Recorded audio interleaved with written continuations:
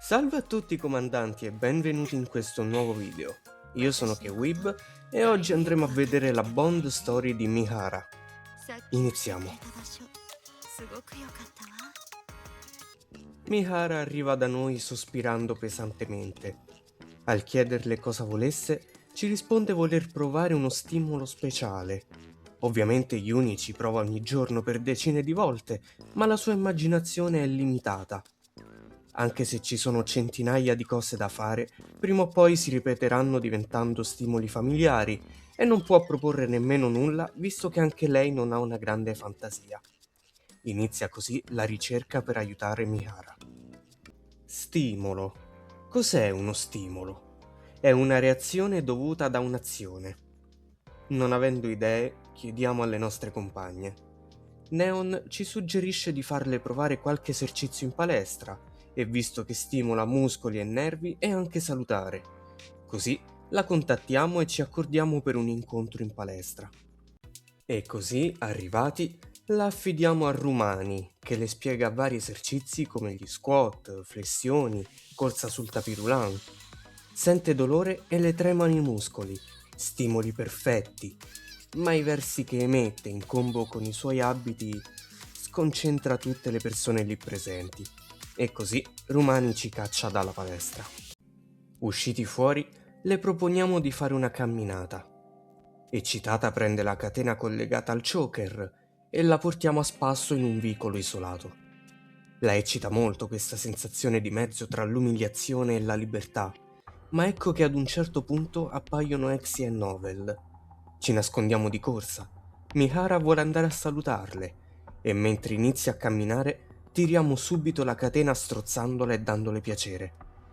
Alla fine se ne vanno senza farci scoprire, ma ecco che poco dopo Exia ci manda un messaggio con scritto "Divertiti". Mihara aveva fatto di tutto per sporgersi abbastanza da farci riflettere su una pozzanghera. L'aveva fatto per vedere la nostra espressione preoccupata e c'è riuscita. Prendendo queste sue considerazioni, decidiamo di agire. Sentiamo dei passi. A giudicare dall'andamento, sembrano essere due uomini sulla trentina. La prendiamo per la catena e ci camminiamo in mezzo. Poco dopo arrivano Polly e Miranda della ACPU, la polizia dell'ARC. Avevano ricevuto segnalazioni riguardo un uomo e una donna sospetti. Vedendoci, stupite, ci chiedono cosa stessimo facendo, al che le chiediamo a Polly se camminare fosse illegale, ricevendo come risposta che ovviamente non lo fosse. Vedendo Miranda spaventata chiedendo di fare fuoco alla Mihara a quattro zampe, la porta via lasciandoci solo con un avvertimento di non praticare hobby particolari in giro. Poi arriva la squadra di Triangle, anche loro dopo varie segnalazioni, mandate però in fuga imbarazzate da Mihara al proporre di provare questa esperienza insieme a lei. Dopo diversi altri incontri, alla fine si fa sera e decidiamo di fermarci qui.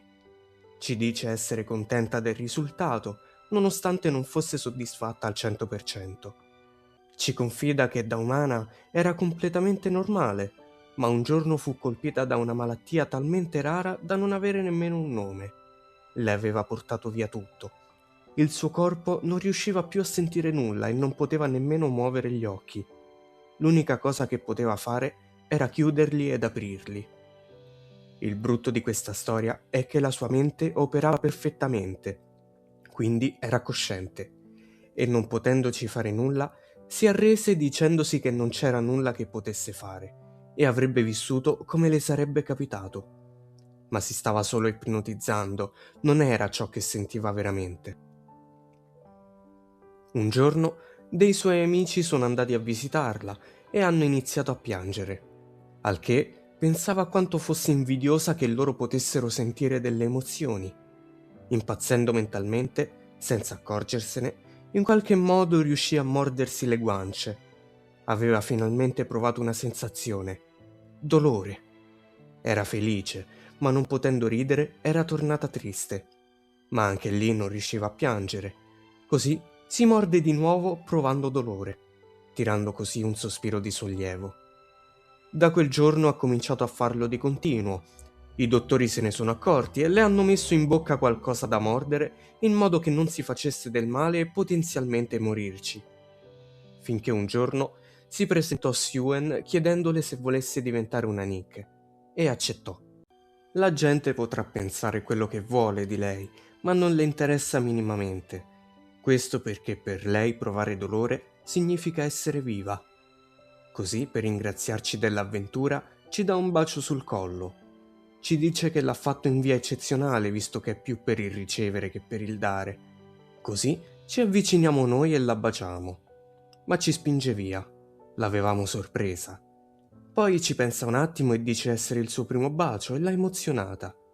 Così ci chiede se potessimo dargliene altri in diversi posti.